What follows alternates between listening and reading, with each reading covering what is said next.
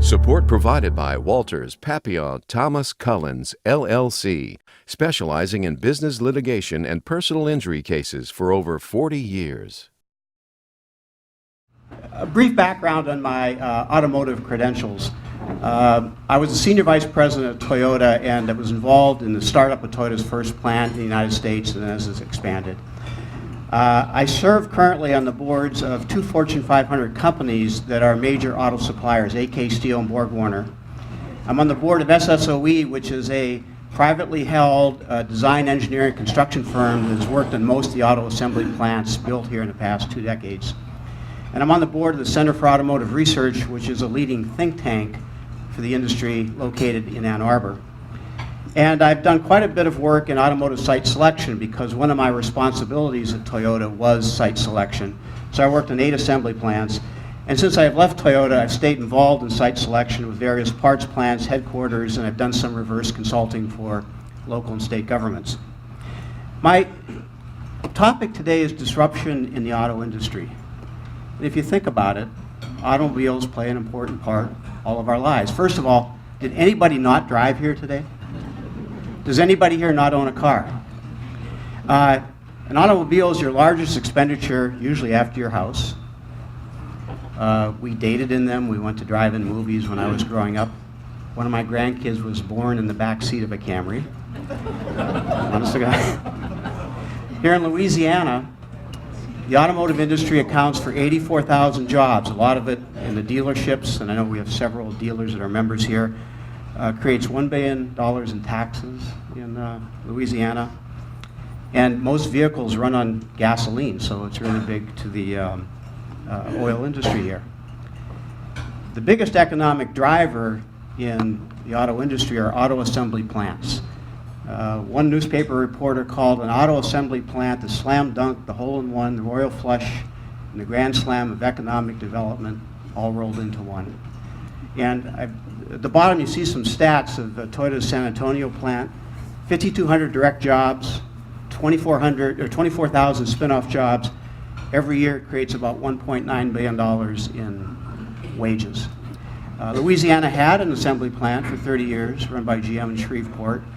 Currently you do not have one, but you're on the lookout for one. You were invited to submit to respond to the RFP that Toyota Mazda put out last year, and I looked at Louisiana's presentation. It was very good, and I'm going to talk about disruption in the industry and why I think you might have some chances in the future for an auto plant.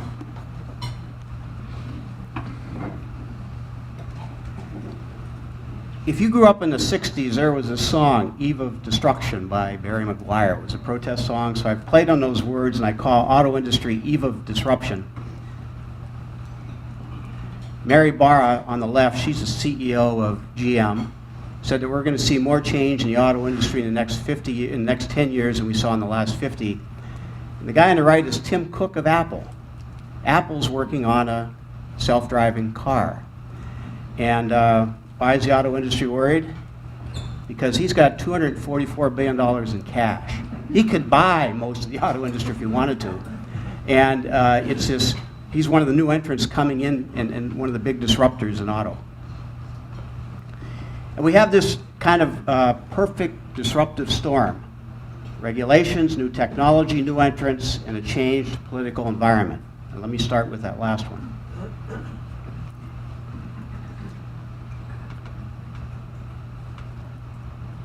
Our president is disruptor in chief. Last year he was tweeting about the auto industry and the fact that so many vehicles are made outside the United States. After he made these tweets, we saw a number of announcements of new plants and new production in America. So I'll leave it to you if it's a cause and effect, but this is what happened. In late May, the Trump administration announced that the Department of Commerce is going to conduct an investigation, now ongoing, whether imported automobiles present a national security threat. And yesterday, President Trump reiterated his threat to impose a 25% tariff on all automobiles imported into the United States. And his objective, in his own words, he wants to manufacture millions of more cars here.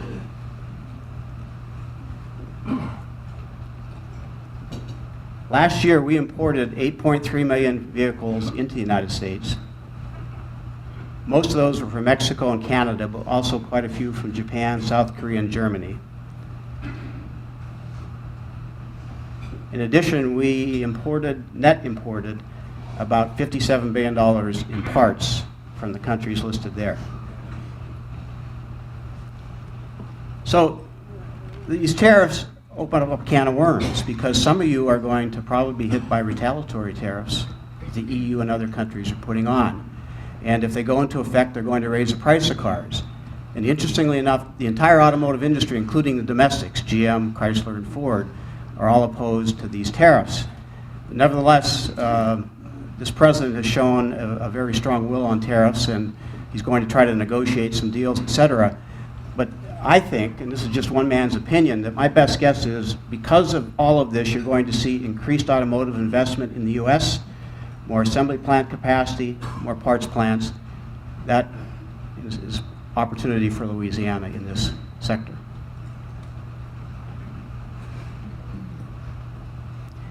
Now I'm going to talk about the second disruptive trend, electrification. And this is going to have, I think, a major impact on your oil and gas sector. California and 9 other states have on the books a regulation that by 2025, 15.5% of new vehicles sold in those states must be ZEVs, zero emission vehicles, essentially electric vehicles. Now the Trump administration is threatening to take that away, but that's going to be in litigation, et cetera. And my guess is that California will keep its right to do this. But in addition to California, you've got China. And China's car market now is about double the US. It's the most important car market in the world. They're imposing regulations to force electric vehicles. And in the EU, there are several countries that have talked about outlawing internal combustion engines entirely by 2040. And then you have the rise of a disruptive new entrant. This is Elon Musk. That is the Tesla Model S. Has anybody here driven a Tesla? And what was your impression? It's a pretty good vehicle, right? So what he did, prior to Elon Musk's Tesla, electric vehicles were compliance vehicles that the industry made to comply with regulations. They didn't accelerate very fast, they had slow range, and they were typically a car like a RAV4 that we put in electric motors and a battery. This Model S, the P100D, has a 335-mile range, and it goes 0 to 60 in 2.5 seconds. How many here have a car that goes 0 to 60 in 2.5 seconds? I mean, that's Maserati stuff. I do. But here's the interesting thing about that Tesla. Where I live, we have quite a few of them because we have a big battery factory in the Reno area. And what happens is we have a poker game on Thursday nights in my little community, and I was sitting next to a guy, and he just bought 2 of them. And I asked him, what did he think? And he said, you know, we love them. My wife especially loves a Tesla. She plugs it in at night, never has to go to a gas station. We don't have to get oil changes. There's a lot less maintenance. And so these things are starting to take off even apart from the regulatory scheme. Now Tesla, if you've been reading recently in the paper, has had some issues. He's burning a lot of cash. He's got an SEC issue. There's some talk about he doesn't pay his parts suppliers on time. But nevertheless, investors still like him. And at the close of business yesterday, his market cap was $54.9 billion. Now let me put this in perspective. That's more than Chrysler. That's more than Nissan. That's more than Ford. That's more than GM. That's more than Honda. And your 2 Fortune 500 companies, CenturyLink and Entergy, if you added them together, would not equal the market cap of Tesla. And he's not yet made any money because people are betting on the future. There are a bunch of other new EV entrants. In China, there's a couple hundred companies buying in this market, and there's about 5 that have substantial funding. There's several in California. You see here that the startups have raised $2 billion in venture funds in 2018. And the question is there another Tesla in this group? Probably is, but there's going to be, a number of failures. Are electric vehicles for real? You see all those vehicles on there? Those are electric vehicles that are coming out in the next 3 to 4 years by existing firms. Because of the regulatory pressure and what's the intersection, the price of internal combustion engine cars is going up because of emissions, et cetera. The price of EVs is going down because the price of batteries are getting cheaper. We expect by 2025 those cost curves are going to intersect. You have electric charging stations are more ubiquitous, especially in like the western states, and you have more attractive vehicles with longer range, like the Tesla. And the Shell CEO owns an electric vehicle and just bought one for his wife. So let me just review again one more time. I'm making my case here. The government regulatory initiatives. You have California and the 9 states. You got France and the UK are going to ban ICEs, that's internal combustion engines, by 2040. China wants 12%, they call them NEVs, which are basically electric or plug-in electrics, by 2020. Germany, 100% ZEVs, zero-emission vehicles, by 2030. Norway and the Netherlands, 100% ZEVs by 2025. These are the regulatory initiatives. That's what the industry is facing. And what are the car companies doing? GM said we're going to build 1 million electric vehicles by 2026. Ford is introducing 13 new EV models by 2020. Toyota, 5.5 electrified vehicles by 2030. Volkswagen, 30 new EV models by 2025. Volkswagen, until the scandal of diesel was putting all of its eggs in the diesel basket, is now becoming an EV company. And Volvo will electrify all vehicles by 2019. When I say electrify, that's also hybrids. But all Volvo models sold by 2019 are going to be hybrids or battery vehicles. What's the EV adoption rate? Predictions are all over the map. IHS, which is the primary industry forecaster, is on the low end, said by 2030 it'll be about 6%. Morgan Stanley's analysts say it will be at 16%, but Morgan Stanley took a survey of its major investors and they say 23% of all vehicles sold will be electric by 2030. And as you can see in this chart by The Economist, every time a new forecast comes out, it accelerates. So if somebody were to tell you 3 or 4 years ago, you wouldn't see anything like this, so that curve keeps accelerating like a hockey stick. Now, just to test this, I looked at oil company forecasts. So you can see BP. See how the bottom line, 2040, says I think 35% of all vehicles will be powered by electricity. Exxon, same kind of curve. And Shell they did a bunch of curves, and their most aggressive is what they call their sky scenario. And under their sky scenario,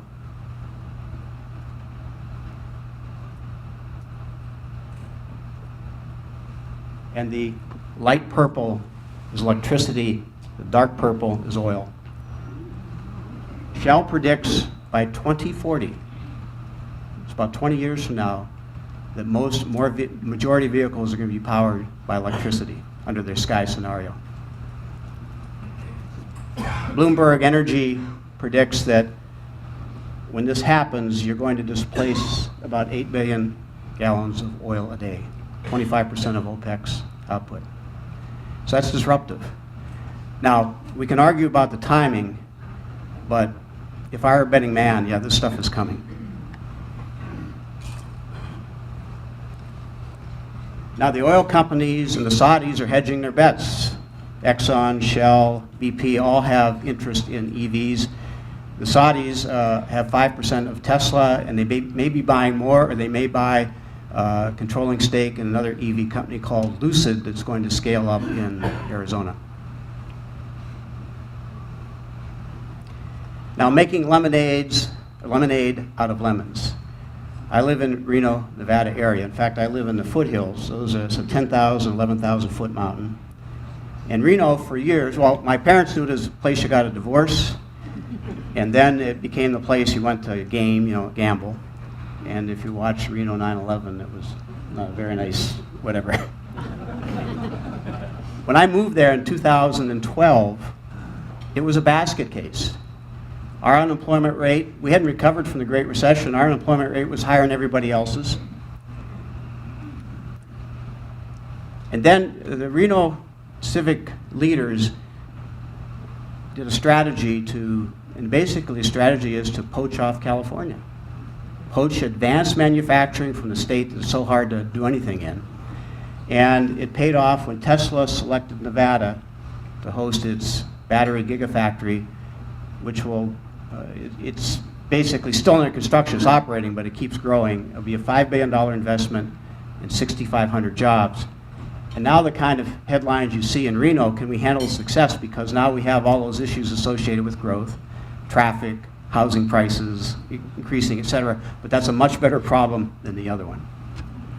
But if you think about Reno, this gaming community, that within a few years, and we have now Apple's building up there, Microsoft, Switch, it's becoming a high-tech manufacturing hub, and it's done that transformation in about 5 years. That's how they diversified from a gaming economy that was stagnant because the Native Americans had built casinos in California. Reno was losing out, made the switch, and within 5 years, it's happened.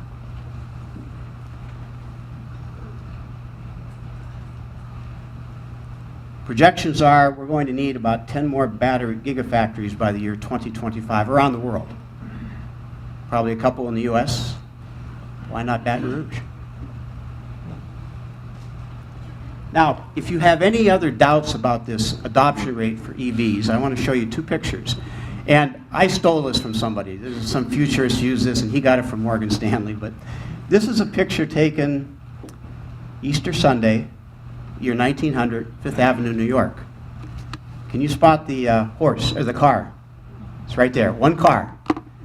Remember, in the year 1900, there were maybe 2,000 or 3,000 automobiles out there. They're owned by rich people. We didn't have roads between cities, service stations, none of that stuff. And whoever would have guessed that this guy, Henry Ford, would start with the Model T, and all of a sudden we'd be come motorized. This same street, 13 years later. If I can get this to work. One horse, the rest cars. So when you think about adoption rates, think about this, because it's happened before.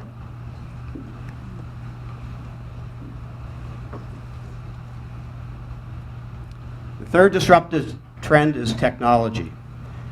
The car of the future is going to be a supercomputer on wheels.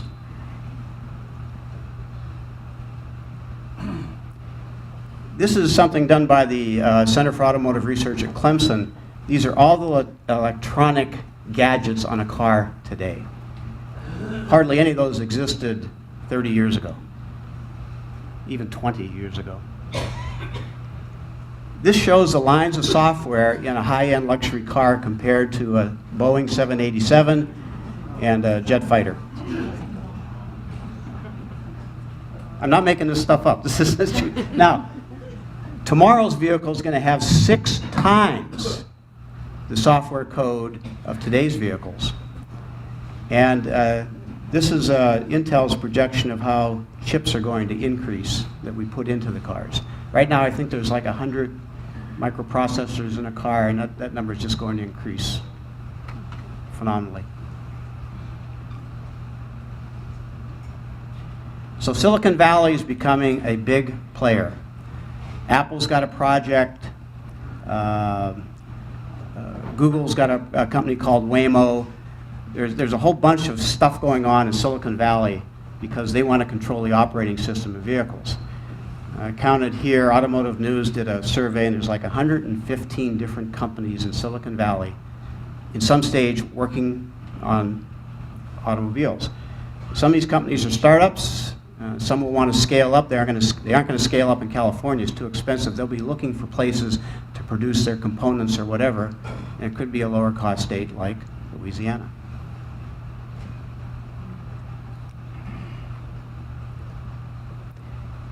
So the next disruptive frontier are connected and autonomous vehicles. One day, your children, your grandkids are going to say, Grandpa, you mean you let people drive on a freeway 80 miles an hour and do their own steering? It's coming. Waymo, which is a Google spinoff, is probably the leader. They have 9 years of experience in developing self-driving software and sensors. They currently have 600 test vehicles in 4 cities, and these vehicles basically drive themselves. Now, they usually have a Waymo employee in it just in case something happens, but these are self-driving vehicles, and they're going to expand that. They've got 5 million miles of testing on public roads. Their goal next year is to have 1 million autonomous rides per day. They're doing this in cities like Phoenix and San Francisco, Pittsburgh of all places. Now, how quick to autonomy? McKinsey says by 2030, 15% of all new vehicle sales are going to be fully autonomous vehicles. Boston Consulting Group says that number is going to be 25%. Morgan Stanley did a survey, and they say by 2040, we're going to reach the 50% mark. Now, there's debate within the industry about how steep this curve is going to be, because there's a lot of hype. Is it going to be the more gradual curve on the left or the hockey stick on the right? If you want one man's opinion, I think it's going to be a hockey stick. We're going to reach a point and it's going to jump. And one key reason, last year there were 35,000 people killed in automobiles in the United States. 90% of that was caused by human error. If you automate the fleet, you could reduce that 35,000 to under 5,000. You could reduce the number of accidents by 1 million or 2 million. I think because of that, and because you got these smart folks in Silicon Valley that aren't going to let you rest on your laurels, you're going to see this stuff move. It'll start first in the urban areas. I don't think Lake Charles area would be where the start of the revolution, but it might be the end of the revolution. But in urban areas where you have millennials that don't care to own cars anymore, etc., you're going to see this start to take off. The impact of autonomous vehicles. 90% reduction in accidents, as I mentioned. This is McKinsey's estimates. You'd save $190 billion a year in damages and healthcare costs. That would have a big impact on insurance companies. And when you look at some of the autonomous test tracks, I went to one in Ann Arbor, Michigan. One of the sponsors is, I think, Nationwide Insurance, because the insurance companies want to know how it's going to impact their business. You're going to have fewer repair shops, first responders, emergency rooms. You don't need as many, and less lawsuits. You won't need a clap for that. My kids won't have to worry about taking away my driver's license because the car is a driver. You won't have impaired driving, so you can go out and have as much wine as you want at a fancy restaurant. You're going to have improved highway flow and capacity. I've seen some studies you could take a 4-lane road and make it to 6-lane because the cars could be bunched closer together, like almost like railroad cars. It'll change car ownership patterns, and this is what scares the auto industry to death. Because if you get, I understand the cost of an Uber, about 80% roughly the cost of an Uber is the human driver. Reduce that cost by 80%, and you got all these autonomous Ubers driving around, you may find, maybe I don't need to own a car. And you're going to have improved mobility for seniors and disabled, 25% less parking space. Some companies now, when they're designing office space, are designing flexible garages because you may not need all that parking space down the road. It would, according to McKinsey, could save 5.7 billion square meters of space for other development. I think that's half the size of Connecticut. You go from crash worthiness, that's what we do in a car, we're making crash worthy, to crash avoidance. Truck and taxi drivers will probably go the way of switchboard operators, and there's going to be less demand for short hop air travel. This is Big Bang disruption. It's not a question of if, it's a question of when. And autonomous vehicles, are they a cheaper form of public transportation? That picture is of Cincinnati's Union Terminal. It's a grand Art Deco train station built in the midst of the Great Depression for millions of dollars. It was obsolete within a decade. And so what communities are asking themselves, thinking about light rail and expensive public transportation, are they going to be obsolete in 10 years if autonomy takes off? And Nashville, for example, just voted down a big $5 billion plan. But when you're thinking about the future transportation, you have to factor in what's going to be the impact of autonomous vehicles.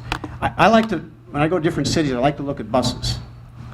And I noticed that on many occasions, buses might have 3 or 4 people in them. So why not an autonomous Uber that would have 2 people, be a lot cheaper, a lot more efficient, and would take you not fixed point to fixed point, but from where you are to where you want to go.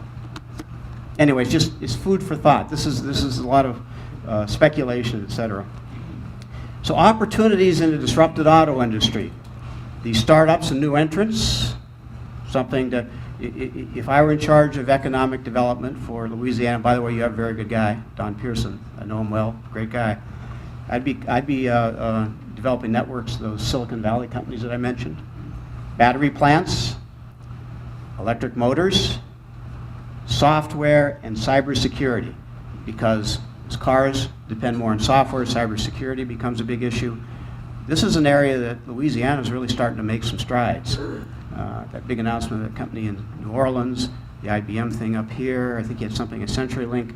I think there's a real opportunity on the software side to get involved. GM, over the past 5 years, has created 4 software centers in Michigan, Georgia, Texas, and Arizona. They employ 10,000 people. Talk about opportunity. Mapping technology, which is related to software. Sensors, LiDAR, and cameras. So LiDAR is like a combination of radar and lasers, and you'll see them on the autonomous vehicles. It's a fancy thing on the top that kind of senses where things are and can map out an area for a car. This is becoming a big area, and there's many startup companies. Semiconductor chips, we're going to need some more semiconductor plants. And then lightweight materials, plastics, and composites are going to be used more and more in cars to lightweight them.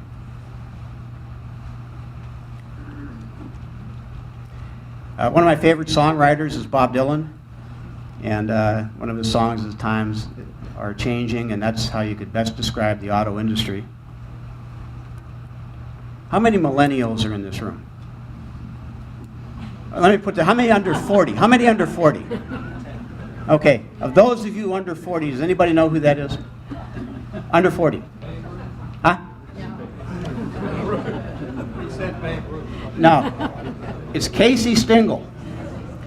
And he was the Nick Saban of Major League Baseball. He won 5 straight World Series, he won 7 pennants in 11 years, etc. But he also had this thing known as Stinglese, and he made this famous, never make predictions, especially about the future. So nothing else about my speech, remember that. Anyway, I'm open for any comments, criticisms, or questions. Yes? One of the disruptors that I've noticed recently is car sharing in every city that I go to. And both Mercedes and Audi has gotten into that business. So I'm wondering what you know about that and if other car companies are going to get into that game, because all the millennials I know in Los Angeles don't drive cars. So the question is car sharing, which you notice Mercedes and others have gotten into it, will expand. What does it mean? The answer is yes. Almost all the car companies have their own form of it. It's like Airbnb on wheels. And when you combine that with autonomy, you're going to have a lot of car sharing. It might be that you may own down the road. When you may own a car and just like an apartment, put it into the fleet, and it drives around, and that's how you amortize it. Yes, so that's, this whole thing of mobility is something the car companies, nobody knows exactly where it's going, so they're all hedging their bets and are very concerned. I mean, they're concerned about it because they hope it doesn't reduce the demand for cars. And that we don't know. It depends on what forecaster you read. Yes, go ahead. I'll get you and then you after. Will these coming changes with the EPA standards on emissions and all that from the administration slow this down, or is that just going to roll right over? Well, I'll repeat the question. The Trump administration has proposed easing CAFE standards, et cetera. Will this slow this down?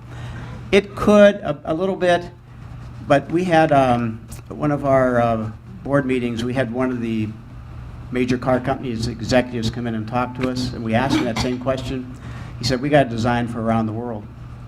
He said, China, EU, they drive our decisions as much as the US now. And we actually want to see those standards in harmony with the rest of the world. So what it may do, it could mean maybe saves big trucks for a while and things like that. But when you look at the long run and you see where things are going, yeah, it might, maybe some bumps in the road, but. And what car companies don't want is two standards. They don't want one standard for 10 states and another standard for 40 states. That's what they are most concerned about. One more question, okay, yes. What kind of educational attainment or skill proficiency levels in an employee pool is necessary for a site to be attractive to manufacturers? Generally, for an auto assembly plant, you're looking for, first in the unskilled level, you're looking for high school or high school equivalent. The thing that you try to test for, punctuality, ability to work in as a team, ability to problem solve. And car companies have developed, we call them day of work programs, where you go through and it's like a mock assembly line. And that's how we screen folks out. I went through one anonymously for Toyota and I flunked out. They wouldn't have hired me. Wouldn't follow directions, but that's what you look for.